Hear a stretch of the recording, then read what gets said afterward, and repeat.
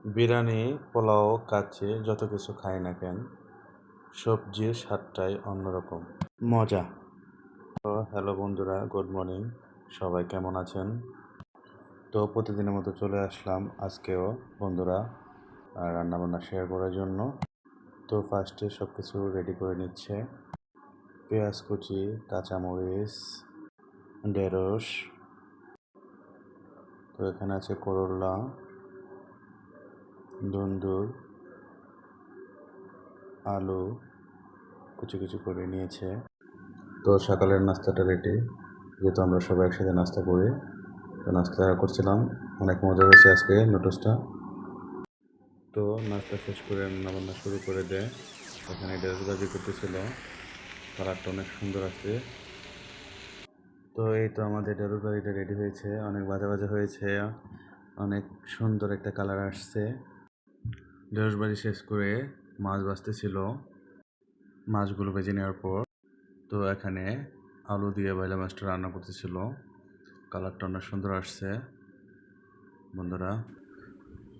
তো কাঁচামরিচ দিচ্ছিল, এই সময়টায় কাঁচামরিচ দিলে অনেক ঘ্রাণ আসে, খেতে অনেক ভালো লাগে।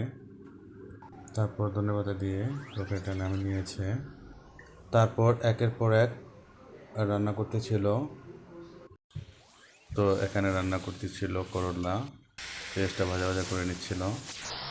তারপর করলাগুলো দিয়ে দিল। তো এই তো আমাদের করলা ভাজিটা রেডি, অনেক সুন্দর হয়েছে, খেতে অনেক মজা হবে। তারপর তরকারি রান্না করার জন্য মশলাটা কষিয়ে নিচ্ছিল। এটা সবজি দিয়ে রুই মাছ রান্না করা হবে। তো এখানে সবজিগুলো নিয়ে নিচ্ছে। এখানে আছে ধুন্দুল, বেগুন, আলু। সবজিগুলো কষানোর পর রান্না হচ্ছিল। এখানে মাছ দিয়ে দিল। মাছ দেওয়ার পর কিছুক্ষণ রান্না করে ধনেপাতা দিয়ে নামিয়ে নেবে। তরকারির কালারটা অনেক সুন্দর আসছে, অনেক মজা হবে খেতে। ওদিকে রান্না করতেছিল, ওর জন্য স্পেশালি লেবুর শরবত বানিয়েছি, খেতে অনেক মজা হয়েছে। তো দুপুরে খাবার খাচ্ছিলাম সবাই মিলে একসাথে। তো ফার্স্টে আমি নিয়েছিলাম ঢেঁড়স ভাজি, অনেক সুস্বাদু মজা হয়েছে। তারপর নিয়েছিলাম বাইলা মাছ ভুনা, অনেক মজা হয়েছে, অনেক ভালো লেগেছে আমার কাছে। বাইলা মাছ শেষ করে সবজি রান্না করেছিল রুই মাছ দিয়ে, অনেক মজা লেগেছে আমার কাছে। তো বন্ধুরা, করলা ভাজি মাঝখানে খেয়েছিলাম, এত মজা হয়েছে, খেতে খেতে ভুলে গিয়েছি ভিডিও করতে।